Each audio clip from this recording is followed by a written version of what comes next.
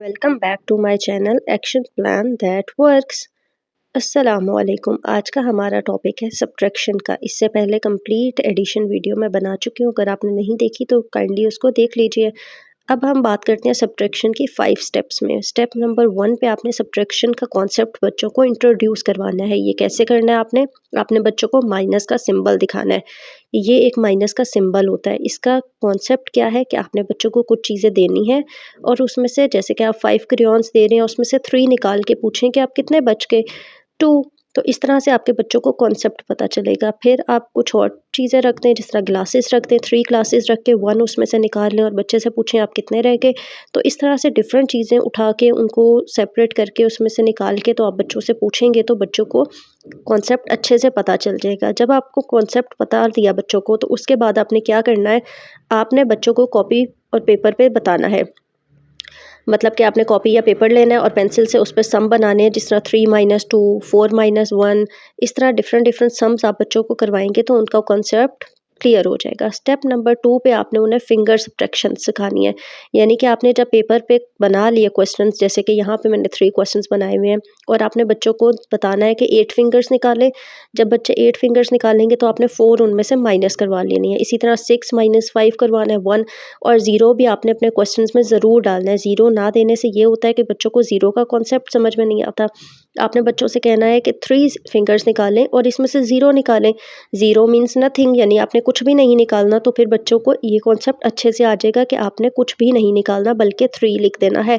इस तरह आपने फिंगर प्रैक्टिस बच्चों को बहुत ज़्यादा करवानी है और बहुत अच्छे से करवानी है, और साथ में फिंगर पे करने के बाद वो नंबर्स को कॉपी पे भी लिख रहे हों, क्योंकि रिटर्न करवाना भी इतना ही ज़रूरी है जितना कि उनको कॉन्सेप्ट का आना। अब इस तरह के आप क्वेश्चंस भी दें बच्चों को, यानी वर्टिकली और हॉरिजॉन्टली दोनों आपने सब्ट्रैक्शंस बच्चों को पेपर पे करवानी है। 6-3 आंसर इज़ 3। ये सब कुछ अच्छे से करवा लेने के बाद आप स्टेप 3 पे आ जाएंगे, जिसमें कि आपने डबल डिजिट सब्ट्रैक्शन बच्चों को सिखानी है।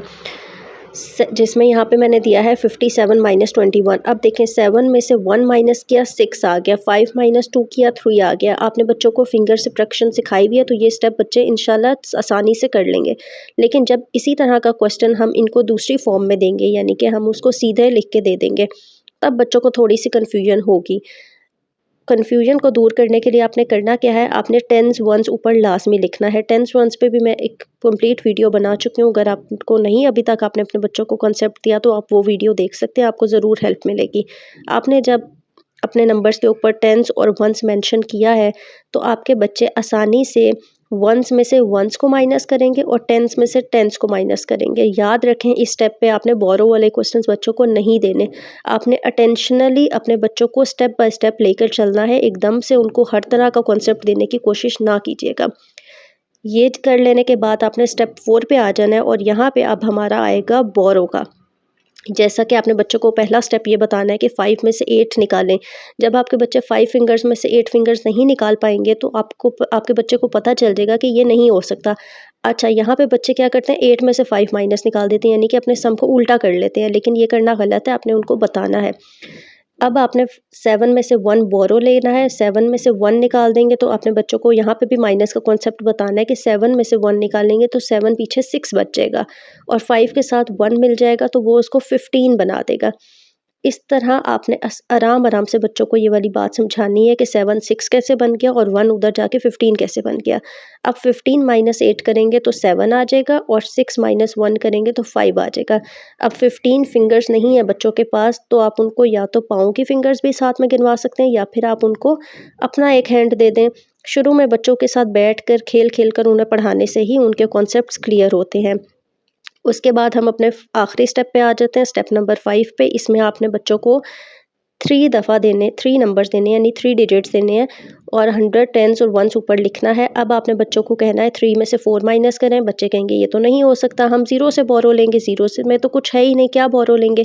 तो आपके बच्चे पहले 9 को 8 बनाएंगे, फिर इसको 10 बना देंगे, और 10 में से 1 देंगे, 13 बन जाएगा। इस तरह बच्चों को कॉन्सेप्ट समझ में आएगा कि कैसे हमने बोरो लिया बार बार, क्योंकि एक दफ़ा बोरो लेना तो वो सीख चुके हैं। 13 माइनस 4 करेंगे 9 आ जाएगा, 9 माइनस 5 करेंगे 4 आ जाएगा। यहाँ पे बाय मिस्टेक 5 डल गया है। और 8 माइनस 6 करेंगे तो 2 आ जाएगा। इस तरह से डबल बोरो का कॉन्सेप्ट बच्चों को समझ में आ जाएगा। आखिर में एक इम्पॉर्टेंट बात कि आपने बहुत तसल्ली से काम लेना है। कुछ बच्चे होते हैं जो फ़ौरन पिक कर लेते हैं, लेकिन कुछ बच्चों को थोड़ा टाइम चाहिए होता है। तो आपने अपने बच्चे के हिसाब से कि उसको जितना भी टाइम चाहिए आपने उसको करवाना है। एक दफ़ा समझ नहीं आ रहा 10 दफ़ा करवाएँ, लेकिन एक-एक स्टेप को अच्छे से करवाने के बाद आपको फ़ायदा ये होगा कि आपके बच्चे को ये कॉन्सेप्ट्स कभी नहीं भूलेंगे। और जब सारा कंप्लीट करवा लें, आप बच्चों को एडिशन भी समझा लें, सब्ट्रैक्शन भी समझा लें, तो उनको मिक्स क्वेश्चंस बना के दें, कभी बोरो वाला, कभी बगैर बोरो के, कभी कैरी वाला एडिशन।